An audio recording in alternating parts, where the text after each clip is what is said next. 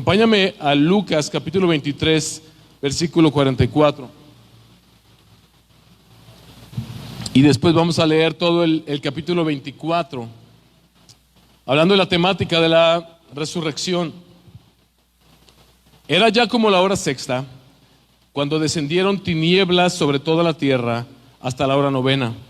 Al eclipsarse el sol, el velo del templo se rasgó en dos, y Jesús, clamando a una gran voz, dijo: Padre, en tus manos encomiendo mi espíritu. Habiendo hecho esto, expiró. Al ver el centurión lo que había sucedido, glorificaba a Dios, diciendo: ciertamente este hombre era inocente. Todas las multitudes que se habían reunido para presenciar este espectáculo, al observar lo que había acontecido, se volvieron golpeándose el pecho. Pero todos los conocidos de Jesús y las mujeres que lo habían acompañado desde Galilea estaban a cierta distancia viendo estas cosas. Había un hombre llamado José, miembro del concilio, varón bueno y justo, el cual no había estado de acuerdo con el plan y el proceder de los demás, que era de Arimatea, ciudad de los judíos, y que esperaba el reino de Dios. Este fue a Pilato y le pidió el cuerpo de Jesús, y bajándolo lo envolvió en un lienzo de lino y lo puso en un sepulcro excavado en la roca donde nadie había sido puesto todavía. Era el día de la preparación y estaba por comenzar el día de reposo, es decir, el sábado. Las mujeres que habían venido con Jesús desde Galilea siguieron detrás y vieron el sepulcro y cómo fue colocado su cuerpo. Cuando regresaron, prepararon especias aromáticas y perfumes, y en el día de reposo descansaron según el mandamiento. El día de reposo, para los que no saben esto, en la cultura judía, el día comienza cuando termina el día anterior. Es decir, el viernes termina a eso de las 6, 7 de la tarde, dependiendo a qué hora se oculte el sol, y en ese momento comienza el sábado. Y termina hasta las 6, 7 de la tarde del sábado siguiente, y entonces comienza el domingo. Cuando la Biblia nos habla de la resurrección de Jesucristo al tercer día, no se refiere a 72 horas, sino 3 días que participaron en esto. Viernes, cuando Él muere y es sepultado; sábado, el día que permanece su cuerpo en la tumba; domingo, el día que Él resucita. Capítulo 24, versículo 1. Pero el primer día de la semana, es decir, el domingo, al rayar el alba, las mujeres vinieron al sepulcro y, trayendo las especias aromáticas que habían preparado, encontraron que la piedra había sido removida del sepulcro. Y cuando entraron, no hallaron el cuerpo del Señor Jesús. Aconteció que, estando ellas perplejas, cada vez que se menciona en este pasaje, mientras voy leyendo a María o a cualquiera de los discípulos, ponle tu nombre y ve pensando en el contraste entre lo que estaba sucediendo y la reacción de los discípulos. Aconteció que, estando ellas perplejas por esto, de pronto se pusieron junto a ellas 2 varones en vestiduras resplandecientes. Estando ellas aterrorizadas e inclinados sus rostros a tierra, ellos les dijeron: ¿por qué buscan entre los muertos al que vive? No está aquí, sino que ha resucitado. Acuérdense cómo les habló cuando andaba aún en Galilea, diciendo que el Hijo del Hombre debía ser entregado en manos de hombres pecadores y ser crucificado, y al tercer día resucitar. Primera vez que se menciona esto. Entonces ellas se acordaron de sus palabras, y regresando del sepulcro anunciaron todas estas cosas a los 11 apóstoles y a todos los demás. Eran María Magdalena y Juana y María, la madre de Jacobo. También las demás mujeres con ellas decían estas cosas a los apóstoles. A ellos estas palabras, escucha esto, a ellos, a los apóstoles de Jesús, los que estuvieron con Él, los que lo escucharon muchas veces decirles que esto era necesario que sucediera. También las demás mujeres con ellas decían estas cosas a los apóstoles. Versículo 11, a ellos estas palabras les parecieron como disparates y no las creyeron. Pero Pedro se levantó y corrió al sepulcro, inclinándose para mirar dentro, vio solo las envolturas de lino y se fue a su casa, ahora maravillado de lo que había acontecido. Hermanos, la resurrección de nuestro Señor Jesucristo reafirmó la fe de sus discípulos. Aun cuando ellos habían caminado juntamente con Él, cuando lo habían visto hacer milagros, lo habían visto alimentar a multitudes, habían visto a los demonios postrarse delante de Él y temer delante de Él y ser expulsados por Él, estaban atónitos, incrédulos ante la resurrección. Pero algo estaba sucediendo, que mientras ellos se daban cuenta de la importancia de este acontecimiento, sus corazones estaban siendo maravillados y avivados. Tenemos esta preciosa historia de los dos discípulos en el camino a Emaús, versículo 13. Aquel mismo día, dos de los discípulos iban a una aldea llamada Emaús, que estaba como a 11 kilómetros de Jerusalén.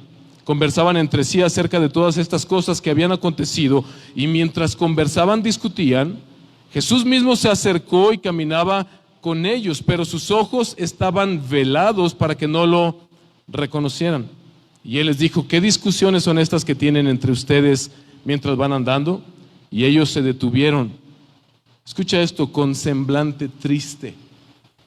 Y es interesante esto, es interesante cómo vienen discutiendo acerca de los acontecimientos. Jesús les pregunta acerca de qué están discutiendo, y cuando empiezan a explicarle, ellos están con un semblante triste. Pero es curioso, ve lo que le van a explicar a Jesús, que vienen meditando, ve sobre lo que vienen discutiendo, y aún así están tristes. Uno de ellos, llamado Cleofas, le dijo: ¿eres tú el único visitante de Jerusalén que no sabe las cosas que en ella han acontecido en estos días? ¿Qué cosas?, le preguntó Jesús. Y ellos le dijeron: las referentes a Jesús el Nazareno, que fue un profeta poderoso en obra y en palabra delante de Dios y de todo el pueblo. Los discípulos que habían caminado con Él estaban ahora sucumbiendo, estaban tristes, estaban desmotivados. Pensaban que Jesús era solo un profeta más. Jesús les había dicho y les había demostrado que Él era Dios mismo encarnado, pero hay algo que estaba sucediendo en sus corazones que no les permitía creer que Jesús era Dios, y pensaban que solo era un profeta más. Y como continúa diciendo Cleofas, y como los principales sacerdotes y nuestros gobernantes lo entregaron a sentencia de muerte y lo crucificaron. Pero nosotros esperábamos que Él era el que iba a redimir a Israel.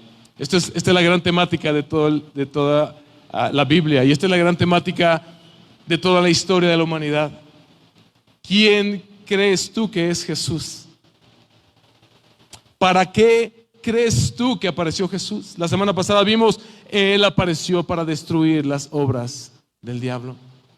La mentira, para develar la mentira de Satanás, de que tú no necesitas a un Cristo crucificado, que tú no necesitas a alguien que pague por tus pecados, que tú no eres un pecador, que tú eres una muy buena persona porque haces muy buenas obras para llevarte junto con tus buenas obras al mismo infierno, porque la palabra de Dios es específica. Jesús dijo: yo soy el camino, la verdad y la vida, y nadie, escucha bien, nadie, dijo Jesús, viene al Padre si no es por mí. No dijo: nadie viene al Padre si no es por tus buenas obras, nadie viene al Padre si no es porque eres muy carismático, popular, exitoso. Nada de esto importaba. Ellos esperaban, y esto es importante porque la próxima semana, estoy muy emocionado, vamos a comenzar nuestra serie en el libro de Hechos. Lucas, el evangelio que estamos leyendo ahorita, escribió Hechos, es como la continuación del libro de Hechos.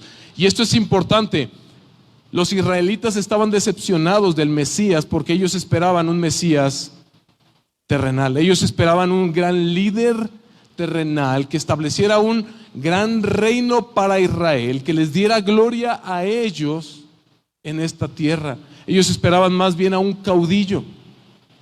Y los discípulos estaban contristados y estaban sacados de onda porque decían: ¿cómo es posible que aquel que nosotros pensábamos que era el que iba a instaurar el reino de Dios en la tierra, finalmente nos lo mataron en una cruz?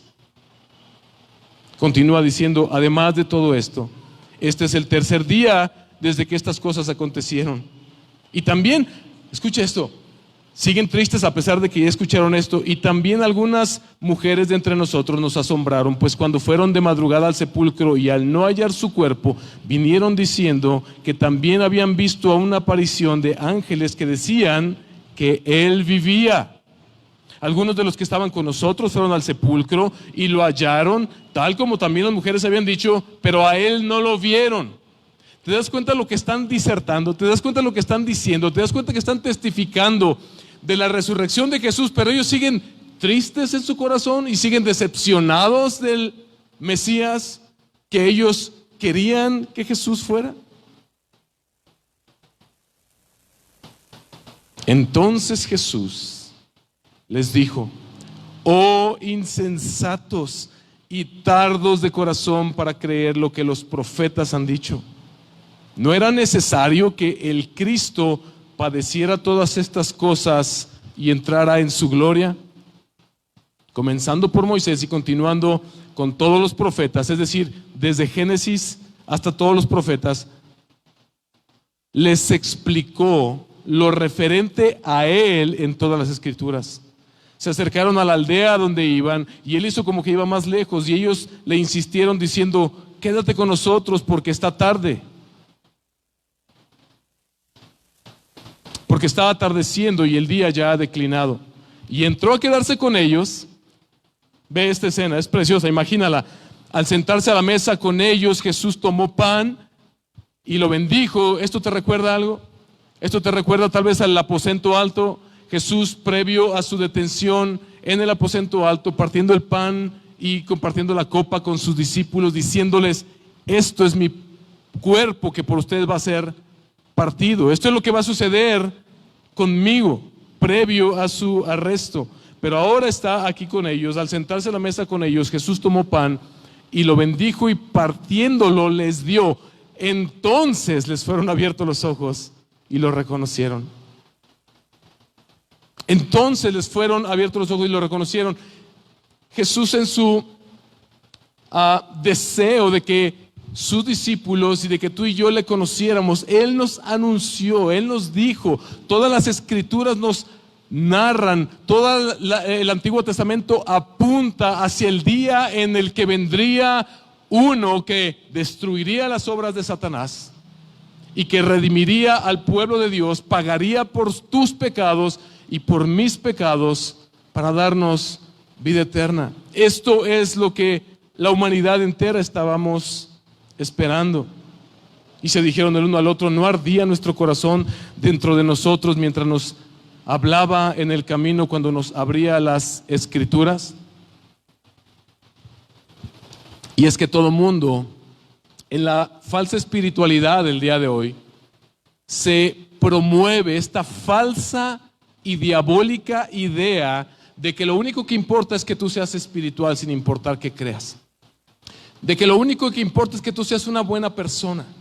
De que lo único que importa es que más o menos le eches ganas y no hagas tanto daño, y que cuando te portes mal, te portes unos cuantos días más bien para compensar.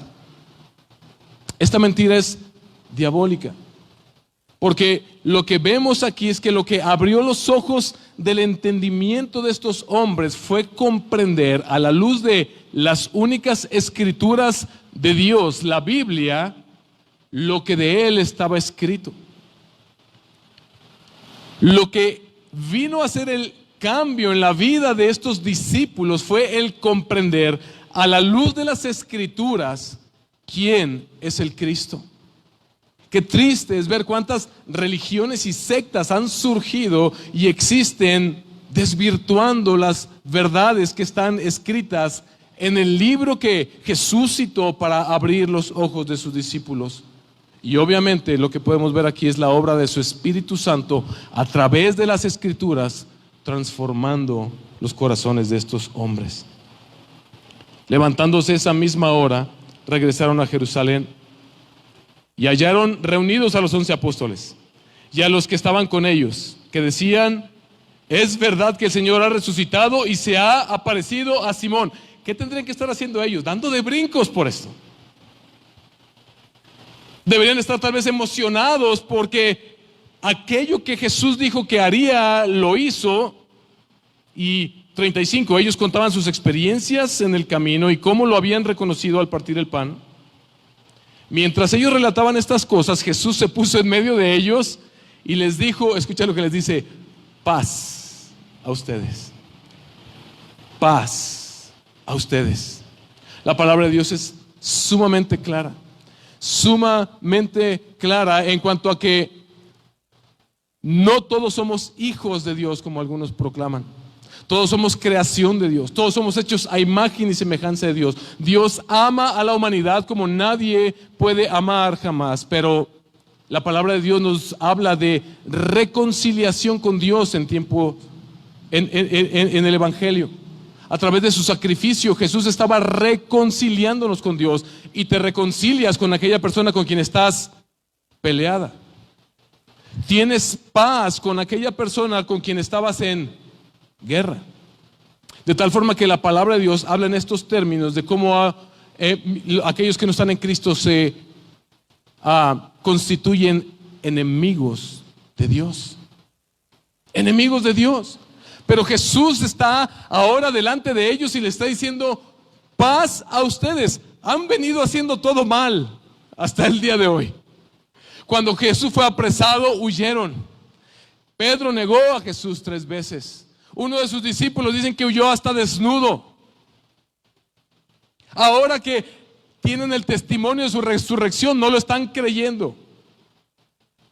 Hay algo maravilloso aquí, hermanos, y es el hecho de que esta paz que Jesús les anuncia a sus discípulos no es por algo que ellos hayan hecho, es por lo que Él hizo en esa preciosa cruz, donde pagó por nuestros pecados. ¿Te das cuenta? En esta semana publiqué un video de Alistair Begg donde él cita al ladrón en la cruz y él nos recuerda y dice cómo es nosotros como creyentes debemos recordarnos este evangelio todos los días de nuestras vidas. Debemos recordar todos los días, todo el día, recordarnos el evangelio, porque si no vamos a terminar cayendo en una manera equivocada de pensar. Esto es fe más obras. Dice Alistair Begg: si tú murieras el día de hoy y de pronto apareces en el cielo, ¿cuál sería tu respuesta? ¿Por qué estás ahí?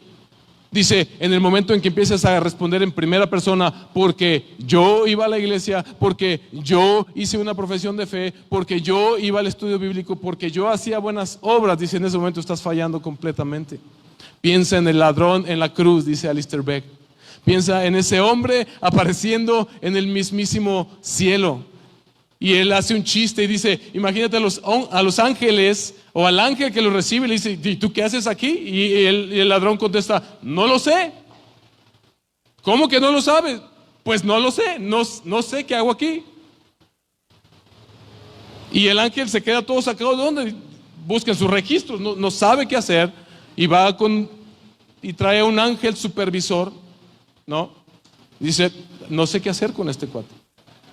Y este ángel supervisor le pregunta al ladrón: ok, ¿leíste la Biblia 2 o 3 veces al menos en tu vida? No. ¿Estabas completamente seguro de todas las doctrinas que te enseñaron? ¿Te las memorizaste? No. ¿Ibas a estudios bíblicos en casa? No.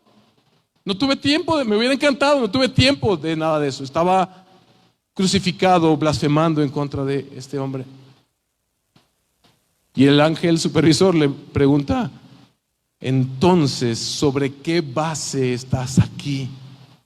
¿Por qué tú estás aquí? Y este ladrón responde: no lo sé. El hombre de la cruz de en medio dijo que yo podía entrar.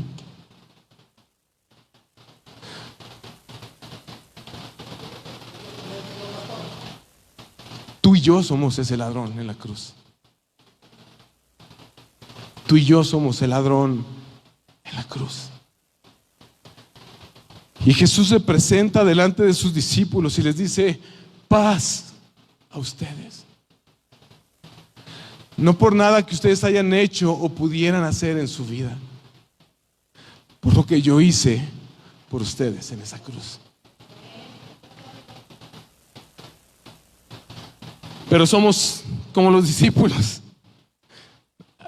Creo que Lucas tenía un muy buen sentido del humor, versículo 37, pero ellos aterrorizados, o sea, paz a ustedes, y ellos responden aterrorizándose, pero ellos aterrorizados y asustados pensaron que veían un espíritu. Él les dijo: ¿por qué están turbados? ¿Y por qué surgen dudas en sus corazones? Miren, mis hermanos, miren mis manos, miren mis pies, yo mismo soy, tóquenme y vean, porque un espíritu no tiene carne ni huesos como ustedes ven que yo tengo. Cuando dijo esto, les mostró las manos y los pies. Como ellos todavía no lo creían a causa de la alegría, no sabían ni cómo manejar sus emociones, porque estaban asombrados, les dijo: ¿tienen aquí algo de comer? Este es uno de mis pasajes favoritos de la historia de la Biblia. Ellos le presentaron parte de un pescado asado. Muchos de aquí saben que yo, cuando como carpita dorada, le subo la foto al Face, porque me encanta esta escena de mi maestro comiendo su pescadito. Ellos le presentaron parte de un pescado y él lo tomó en las manos y comió delante de ellos.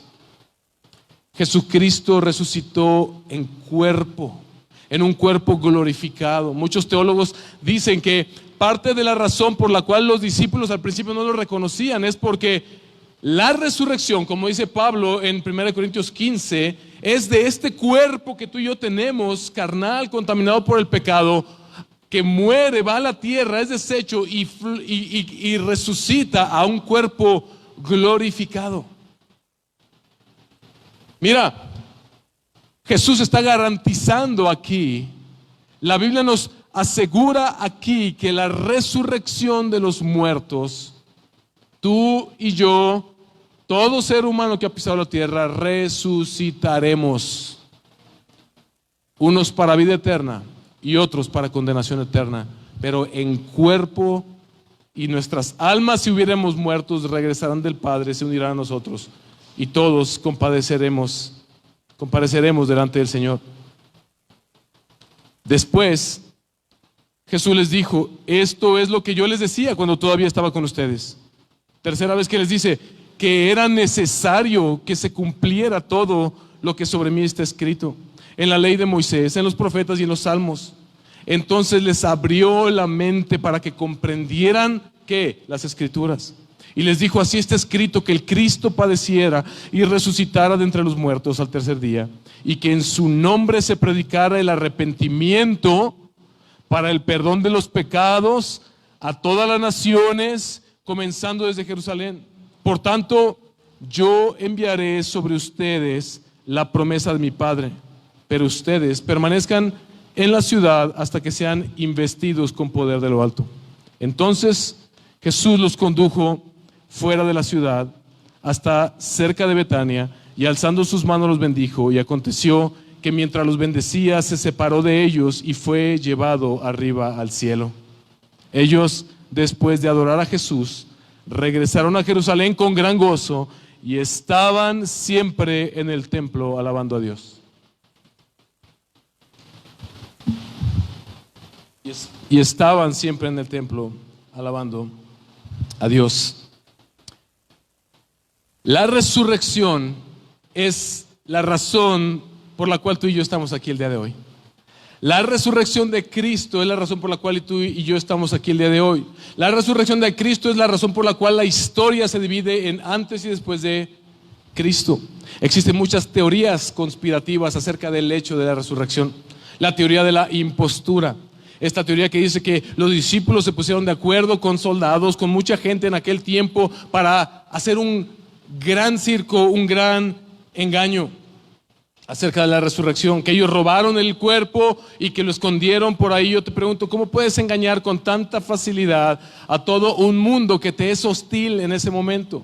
Los judíos estaban bajo el gobierno de los romanos y los romanos no se iban a prestar para esto. ¿Cómo le haces? ¿Cuánto le pagas a un montón de personas para atestiguar una falsedad como esta? Más cuando esto implicaba ser perseguidos de muerte. La teoría del síncope o la teoría del desmayo, ¿no? Algunos dicen que solo fue una confusión, que Jesús simplemente se desmayó y no estaba realmente muerto. La pregunta es, ¿cómo haría una figura tan pública, tan conocida, cuando todos lo vieron, todos vieron cómo sufrió, cómo fue crucificado, etcétera, al despertar de este desmayo, cómo te escabulles tan fácil en medio de las multitudes, cómo pudiera esa lanza que atravesó su costado no haberlo matado después de haber sido atormentado en su carne, de haber sido torturado como fue. Cómo pudiera, después de haber muerto por esa lanza o haber sido simplemente herido, tener las fuerzas para mover una piedra enorme que cubría una cruz. Cómo habría podido caminar en el camino de Jerusalén hasta el camino a Emaús con estos hombres. También está la teoría de la alucinación colectiva. Técnicamente es que todos se fumaron del mismo churro y alucinaron exactamente las mismas cosas. ¿Te das cuenta que son más ridículas estas teorías que lo que la palabra de Dios nos muestra? Y hay muchas más. Y tú puedes pensar lo que tú quieras acerca de este evento. Lo cierto es que la tumba está vacía y el cuerpo de nuestro Señor Jesucristo nunca fue hallado. ¿Y sabes por qué no fue hallado? Porque no está en esta tierra. ¿Dónde está Cristo Jesús entonces ahora? ¿Y qué está haciendo? Porque lo importante de todo esto no es conocer un hecho histórico, sino saber qué implicaciones tiene esto para mi vida. Vimos aquí que Jesús fue exaltado. La resurrección de Jesucristo es el principio de su glorificación, de su estado de gloria. Si Él hubiera muerto y se hubiera quedado en la tumba y Dios no lo hubiera resucitado, nosotros no tendríamos la garantía de quién es Él verdaderamente. Marcos capítulo 16, versículo 19 dice: entonces el Señor Jesús, después de hablar con ellos, fue recibido en el cielo y se sentó a la diestra de Dios. ¿Qué significa que se sentó a la diestra de Dios? Tenemos al menos 4 versículos en la Biblia que nos hablan de que se sentó como una señal de honor. Dice Filipenses 2:11, para que toda lengua confiese que Jesucristo es el Señor. También como una señal de autoridad, nos dice 1 Pedro 3:22, dice: habiendo subido al cielo, está a la diestra de Dios y a Él están sujetos los ángeles, autoridades y potestades. También dice que se sentó al haber terminado su obra, como a descansar de esa obra que Él tenía que haber hecho en Hebreos 10:12. Dice Romanos 8:34 que Él está a la diestra del Padre y ahora intercede por nosotros.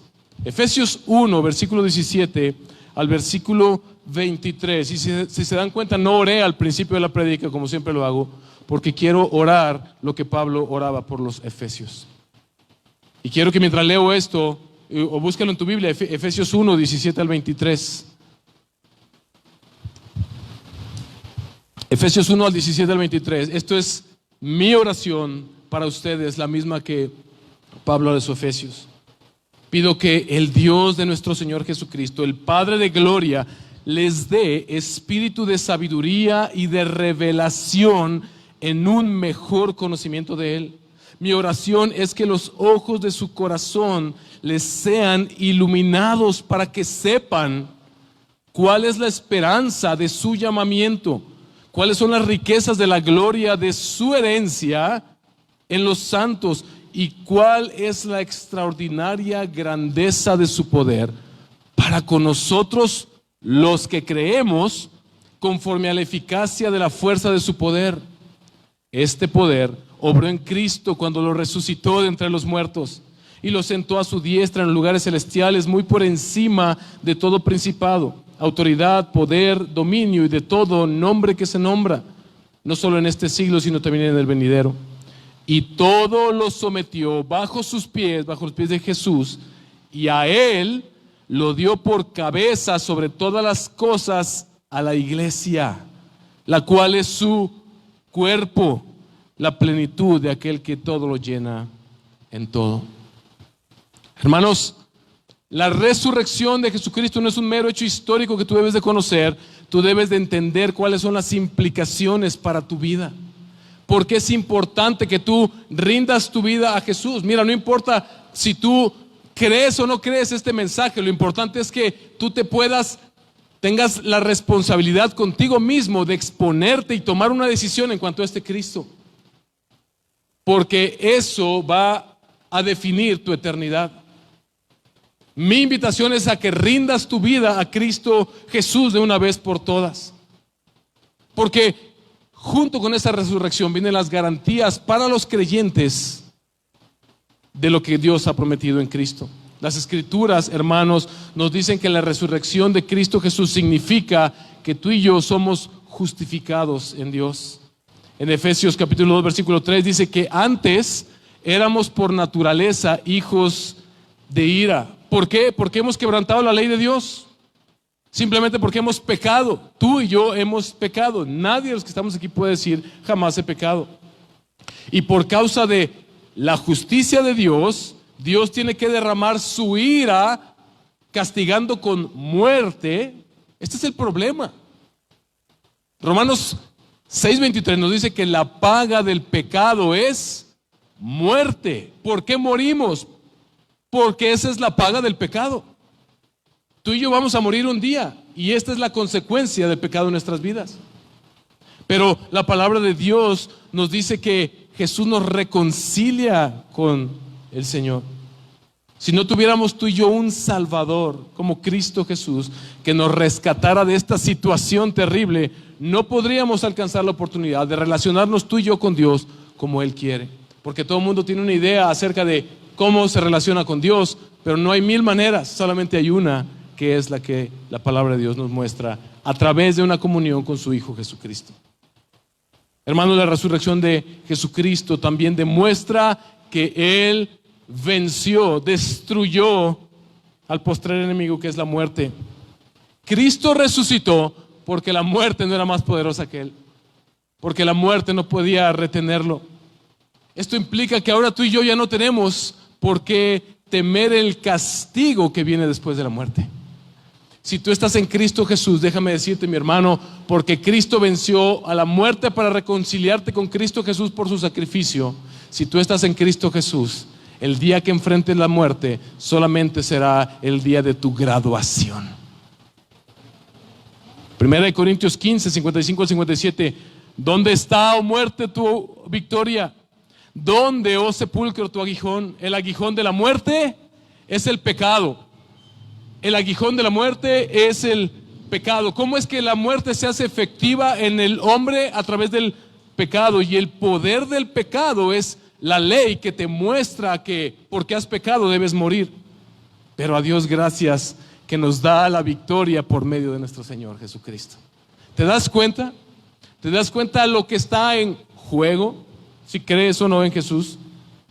La resurrección de Cristo significa que los creyentes están unidos con Cristo.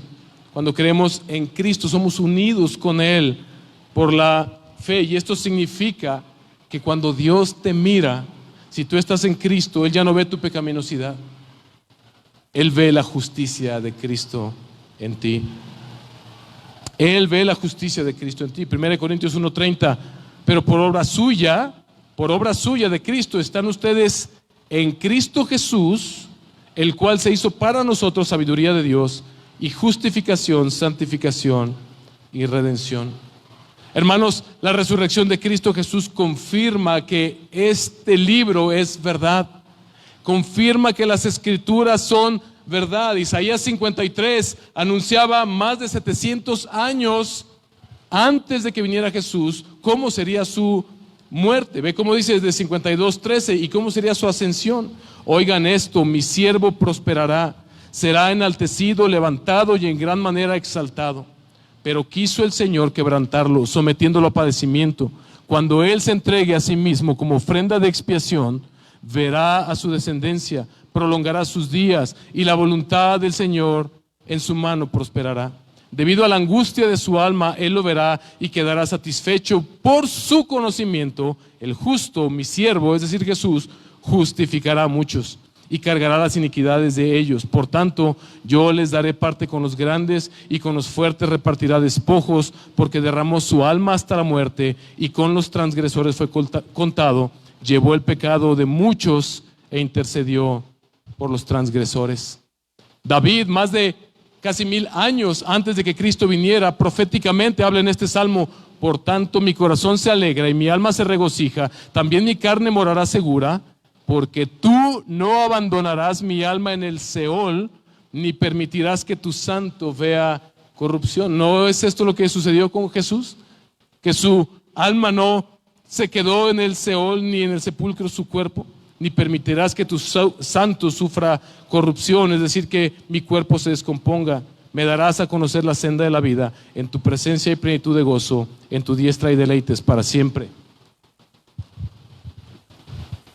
Hermanos, esa resurrección prueba que este libro es la verdad.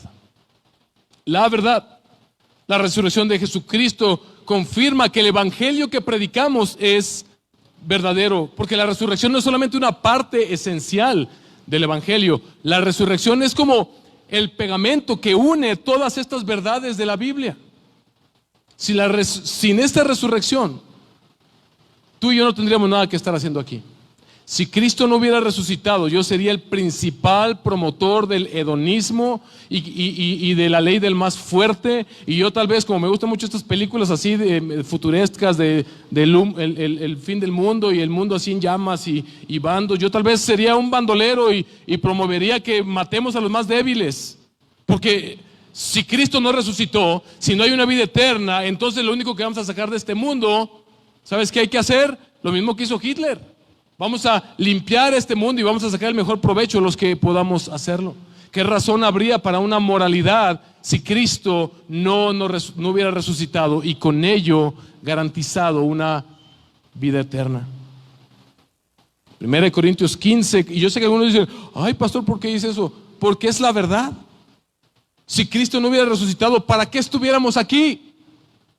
Está más bueno el partido del América, no sé quién juegue ahorita.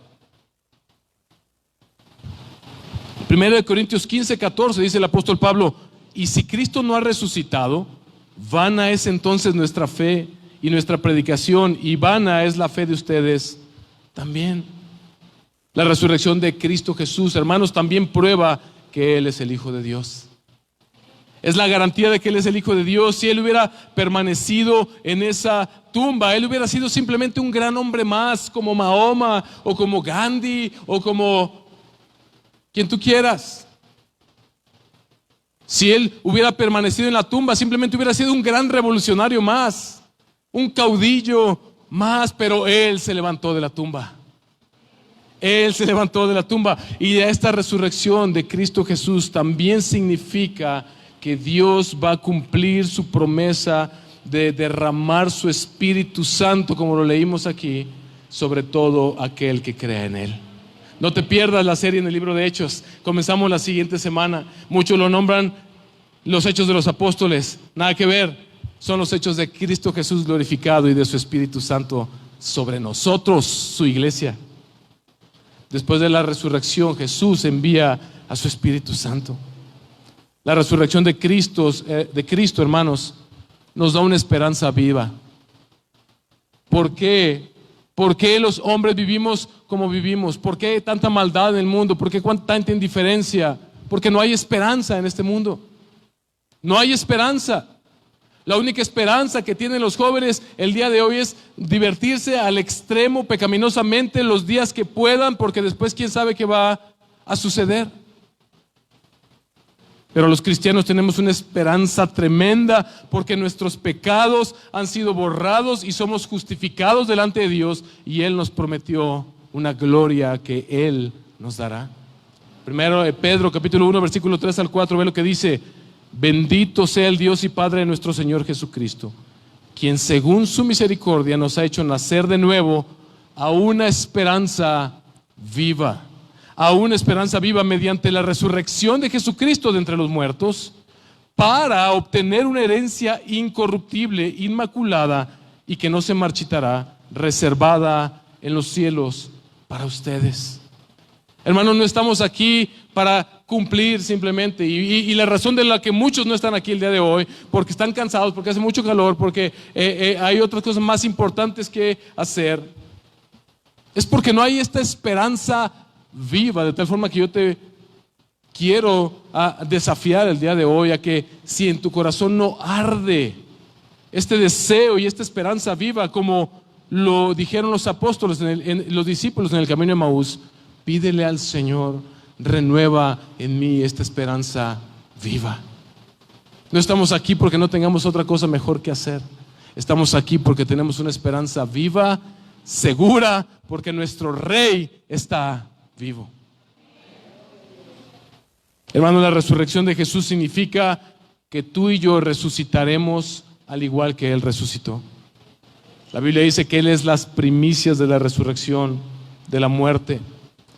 Y dice que estas primicias esto es lo que este poder que tiene Jesús para haberse Él levantado de la tumba, es el mismo poder que nos resucitará a ti y a mí si estamos en Cristo para salvación.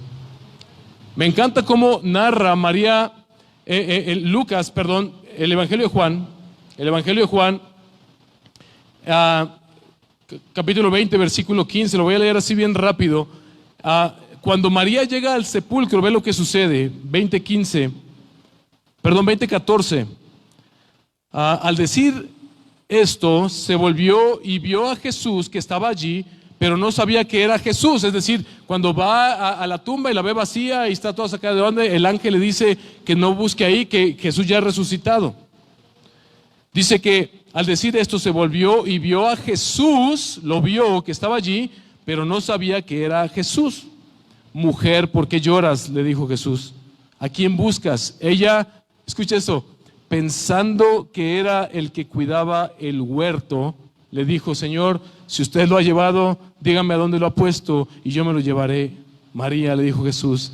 Ella, volviéndose, le dijo en hebreo, Raboní, que quiere decir maestro.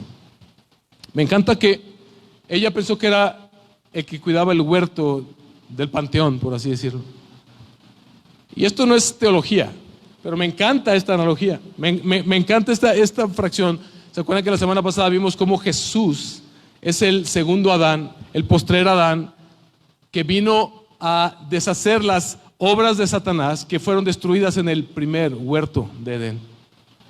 ¿Sabes qué? Jesús es nuestro segundo Adán, quien efectivamente está guardando de manera efectiva, no como Adán que cayó en la tentación, sino que por su victoria Jesús nos ha garantizado el huerto que Él está preparando o ha preparado para ti y para mí, donde habitaremos con Él por la eternidad. Primera de Corintios 15, 42 al 44, así es también la resurrección de los muertos. Se siembra un cuerpo corruptible, se resucita un cuerpo incorruptible. Se siembra en deshonra, se resucita en gloria. Se siembra en debilidad, se resucita en poder. Se siembra un cuerpo natural, se resucita un cuerpo espiritual. Si hay un cuerpo natural, también hay un cuerpo espiritual. Apocalipsis 21, versículos 1 al 8, nos narra cómo será este nuevo Edén. Entonces vi un cielo nuevo y una tierra nueva, porque el primer cielo y la primera tierra pasaron y el mar ya no existe. Y vi la ciudad santa, la nueva Jerusalén, que descendía del cielo de Dios, preparada como una novia ataviada para su esposo. Entonces oí una gran voz que decía desde el trono: el tabernáculo de Dios está entre los hombres, es decir, Dios habita entre ellos, y Él habitará entre ellos y serán su pueblo, y Dios mismo estará entre ellos. Él enjugará toda lágrima de sus ojos, y ya no habrá muerte, ni habrá más duelo, ni clamor, ni dolor, porque las primeras cosas han pasado. El que está sentado en el trono dijo: yo hago nuevas todas las cosas, y añadió: escribe, porque estas palabras son fieles y verdaderas. También dijo: hecho está. Tetelestai, dijo Jesús en la cruz, consumado es. Yo soy el alfa y el omega, el principio y el fin. Al que tiene sed, yo le daré gratuitamente de la fuente del agua de la vida. El vencedor heredará estas cosas, y yo seré su Dios, y él será mi hijo. Pero los cobardes, y escuche cómo ponen esta misma lista a los incrédulos, los que no creen en Jesús: abominables, asesinos, inmorales, hechiceros, idólatras y todos los mentirosos tendrán su herencia en el lago que arde con fuego y azufre, que es la muerte segunda. Y esta es la última implicación de la que yo te quiero hablar el día de hoy. La resurrección de Cristo Jesús significa que Él juzgará cuando Él regrese al mundo con justicia. Un día toda persona se presentará delante del trono de Jesús y serán juzgadas por cada una de sus obras. Los que no hayan recibido a Cristo Jesús serán responsables por su pecado y por su desobediencia. Aquellos que no hayan creído en Jesús serán culpables de no haber creído en Jesús. La resurrección de Cristo es la señal que Dios dio de que Jesús efectivamente es el Hijo de Dios quien vendrá a juzgar a los vivos y a los muertos. Si no crees en Jesucristo, si no le has rendido tu vida a Jesús todavía, déjame decirte una cosa, ese juicio debe causarte un terror profundo. Te vas a enfrentar a la ira de Dios por tu cuenta sin un abogado.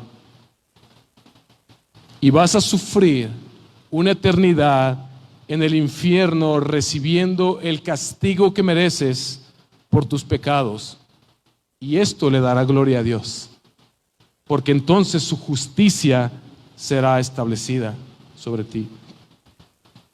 Por lo tanto, mi llamado es el día de hoy: ven a Cristo hoy.